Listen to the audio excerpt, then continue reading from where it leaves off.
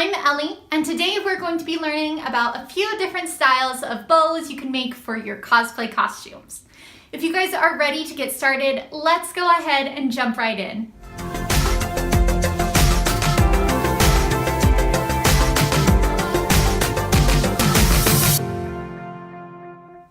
So first, I want to show you the different types of bows we'll be making today. First, we have Sparkle Pipsy's bow. This is a tutorial made by Sparkle Pipsy, who cosplays a bunch of Idols and Sailor Moon characters, and she created this bow tutorial for Sailor Moon chest bows. This is a sized down version, but it's pretty much the same thing. This is a great type of bow if you need something that doesn't take a lot of material, is lightweight, but still looks really clean and sharp. We are also going to be working on what I call the fold over bow. The reason I call it that is because, well, it's all just folded. There's only a couple stitches in this entire bow. It's really easy to make and it looks nice and fluffy. I use this type of bow when I want things to look full and like they're real tied bows. So things like neck bows for sailor uniforms, or maybe a hair bow would look really cute like this. But this style of bow does take a lot of more material since it is all folded. It's a really long pattern. I'll link that in the description below as well. We are also going to be making waterfall bow tails. These are some of my favorite tails. I think they look really pretty and elegant. You can use these for things like Princess Serenity, or I used them on Lucia. They are beautiful and very pretty. And then the last bow we're going to be working on is a combination of the Pipsy bow and the fold over bow. This is a character specific bow for Lily from Zombieland Saga. So as you can see, the top of this bow is a fold over bow, but the tail is the Pipsy style. So I'm going to show you how to make all of these and what I think they would be best used for in the cosplay world. All right, let's get to sewing. The first thing we're going to need to do is cut out all of our pattern pieces. I've included in the description a link to the Pipsy bow, as well as links to patterns for the fold over bow and the waterfall tail. Those are patterns that I have created and I hope you guys enjoy them. Once we've cut out our patterns, we're going to cut out our material.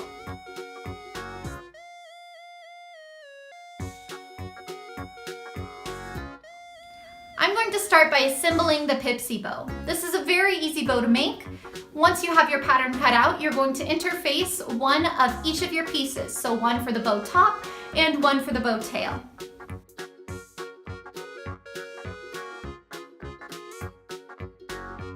Once interfaced, we're going to pin them and stitch all the way around the edges.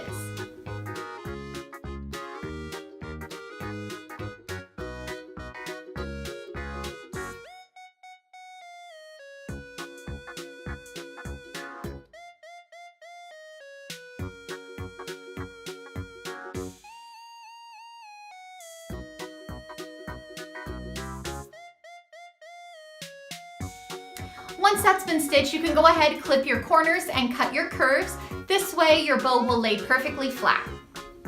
However, you might notice since we stitched all the way around, there's no way to turn this inside out and make it look pretty. While Pipsy uses a different method than this is how I've decided to use this pattern. I go ahead and just cut a slit down the non-interfaced side of my bow, and now I can turn it inside out. Once we put the bow knot on top of this, you won't be able to see that slit at all, and I think it makes it really easy to just zoom around the entire outside edge while you're stitching. With the bow turned inside out, we're gonna go ahead and press it flat. And now we can assemble this bow.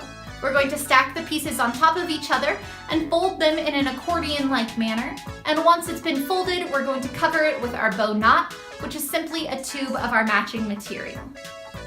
At this point, you can finish off this bow by hand stitching the knot together on the back and then either attaching it to your costume, a snap, a pin, whatever you need. Next, we're going to move on to the waterfall tail. Again, we're going to cut out our fabric. And at this point, we are going to simply pin it together and stitch all the way around, leaving a little bit open at the top corner. So unlike the Pipsy tail, this does not need interfacing. If you were to interface this, it would become very stiff and it wouldn't flow as nicely. Once it's been stitched stitch together, clip your corners and your curves, and turn that inside out.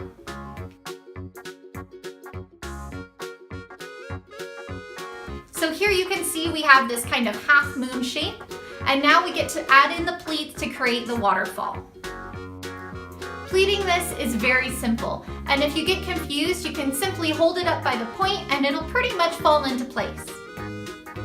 We are going to pleat over to the edge, back, and then back one more time, and that creates our waterfall pleat. At this point, you'll probably want to stitch together that top to hold all of those pleats into place. Of course, you can attach these to whatever type of bow you want. They could go on a fold-over bow, but I generally pair them with the Pipsy bow. So they end up looking a bit like that. The next bow we're going to make is the fold-over bow. For this bow, we are going to cut a long rectangle of our material for the top and a shorter rectangle for the tails. I did mess up in this video and I cut an entire long rectangle for the tails.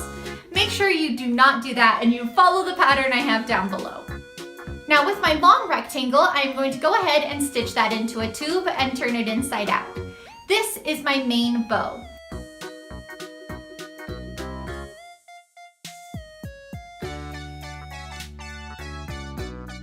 So I can fold that over so the edges meet in the center, and then I will again scrunch it up like an accordion and you can cover it with the bow knot. For the tail, we're going to fold it in half and stitch all the way around, even the short edges. At this point, you can cut this piece in half and fold it inside out, and now you have two beautiful bow tails.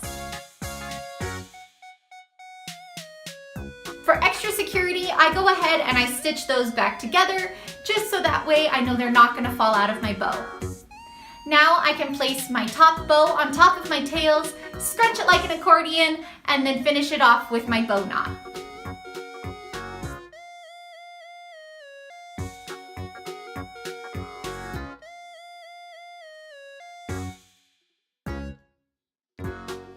So now that we've learned our basic bow methods, I'm gonna go ahead and combine them to create a bow for Lily from Zombieland Saga.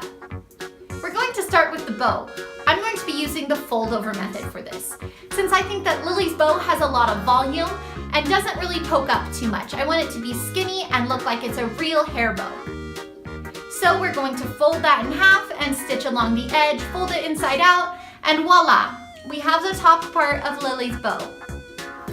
Next, I am going to go ahead and use the Pipsy tail to create the tails of this bow.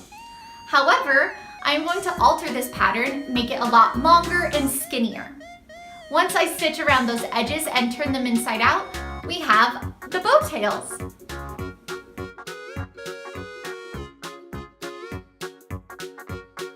And again, I'm just going to scrunch these up and then finish them off with the bow tail, and then I'll attach it to a hair clip.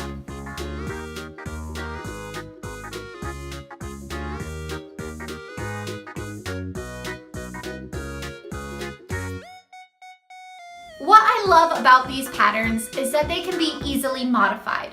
Once you've created them a few times and you're comfortable with how they work, you can change the shape to be whatever you want.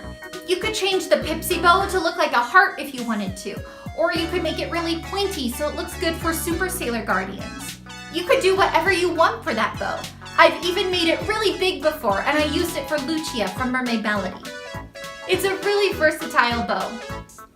What I love about the fold-over bow is how real it looks.